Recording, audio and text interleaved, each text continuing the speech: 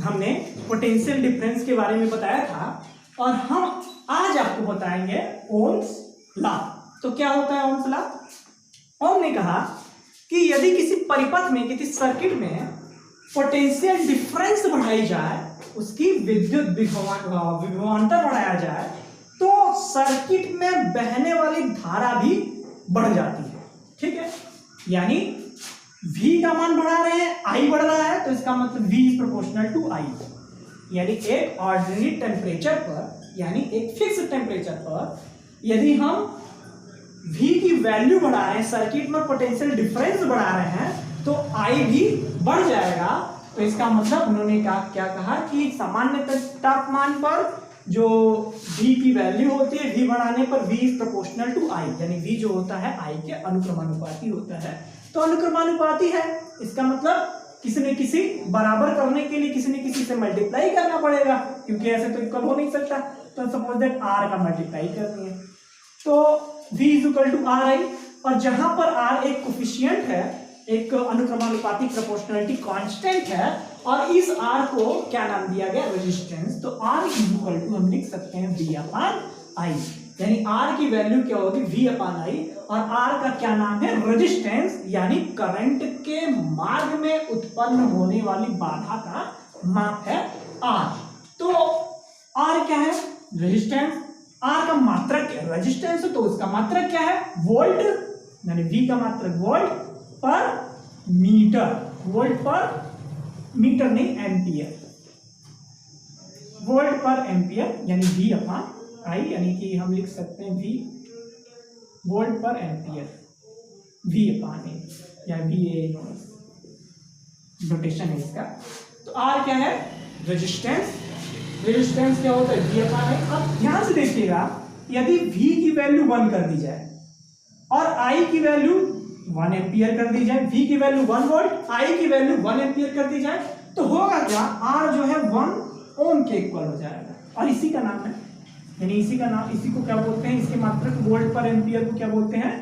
ओम। यानी इसे इस प्रकार से सिंबल से दर्शाते हैं। तो R की वैल्यू क्या हो जाएगी? 1 ओम।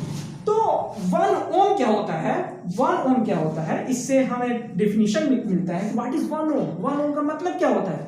देखिए, यदि हम सर्किट में किसी दो बिंदुओं के बीच पोटेंशियल डिफरेंस यदि 1 वोल्ट का है, और यदि उसमें धारा 1 एम्पियर प्रवाहित हो जाए, तो हम कहते हैं कि उस सर्किट में जो करंट के मार्ग पे बाधा उत्पन्न हो रही है, उसकी माप क्या होगी? 1 ओम।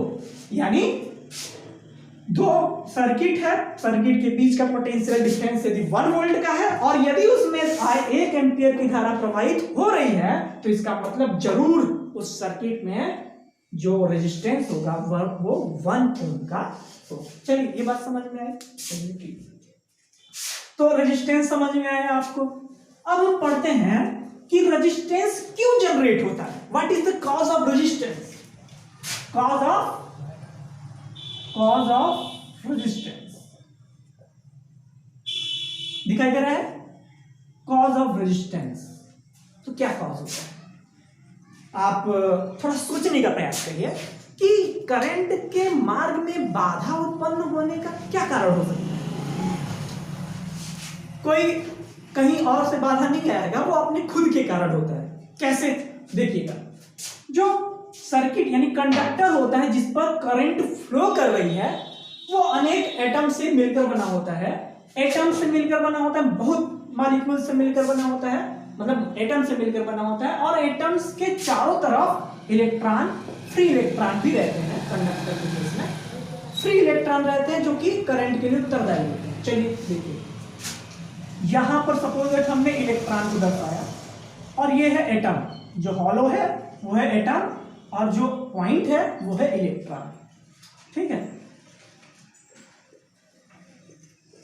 बहुत, हाँ, जितना बना रहे हैं, याद रखिए, जितना बना रहे हैं उतना ही एटम नहीं होगा। बहुत सारे एटम्स आपस में एकदम क्लोजली पैक्ड हैं, ठीक है, और उनसे अटैच्ड इलेक्ट्रॉन भी है। ये इलेक्ट्रॉन है, ठीक। होगा क्या कि जब भी इलेक्ट्रॉन, जब हम इसे पॉजिटिव और निगेटिव चार्ज से जोड़ दे रहे हैं, एक्चुअली जोड़ने से पहले भी ये जो इलेक्ट्रॉन थे वो इधर उधर मोशन कर रहे थे, ठीक है, और उनका ओवरऑल मोशन ना तो इलेक्ट्रॉन बाहर निकल रहा था ना अंदर जा रहा था, तो ओवरऑल मोशन क्या होगा उसका जीरो, यानी कि इसका जो हीट वेलोसिटी क्या होगी, मतलब टकराने वाली वेलोसिटी क्या होगी, जीरो है। कोई इधर टकरा रहा है, कोई इधर टकरा रहा है, तो इसका मतलब क्या हुआ कि कोई इलेक्ट्रॉन बाहर तो जा नहीं रहा है।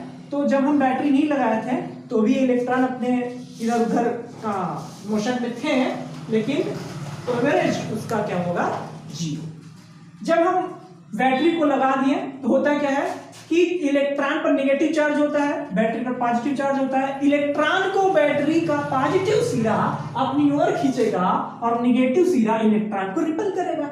तो जाहिर सी बात है इलेक्ट्रिकल स्थिति में इलेक्ट्रॉन एक दैशिक हो जाएगा, यानी अब इलेक्ट्रॉन जो है चलने लगेगा, मोशन में हो जाएगा। अब इलेक्ट्रॉन की एक दिशा हो गई, ठीक, इलेक्ट्रॉन की दिशा, इलेक्ट्रॉन को दिशा मिल गया।